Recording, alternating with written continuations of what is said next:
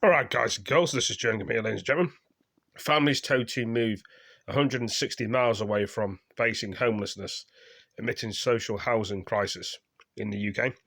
I don't know about Scotland, Northern Ireland and Wales, got their own things. So basically they're going to be moving out of their own areas and staying in their own areas. I'm eating these crisps, they're kind of nice, they got the, So basically this woman and their children are moving from London to Telford. And this other woman moves from another place to Stoke. It's pretty big deal. You in trouble?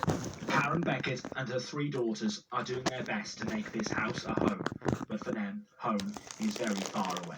They've lived in London all their lives. Their school, their friends, and their family are all there.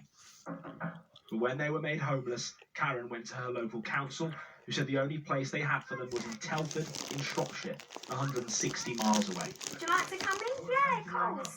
Never even heard of Telford, didn't know where it was. Obviously, at that point, I said, I can't up sticks, go miles away, but it's basically either take this or be made homeless. And that was the choice they gave you? Yeah.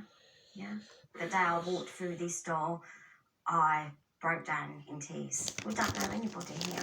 No family, no friends.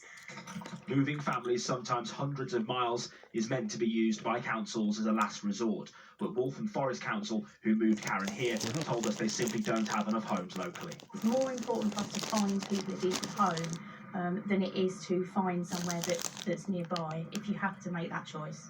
Even if that property is 160 miles away? Even if that property is 160 miles away.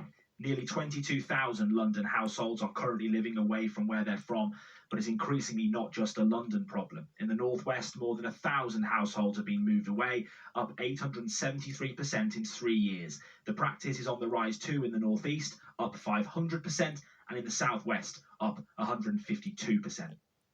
Back in Waltham Forest, Nadia and her 3 children are 4 weeks away from having nowhere to live.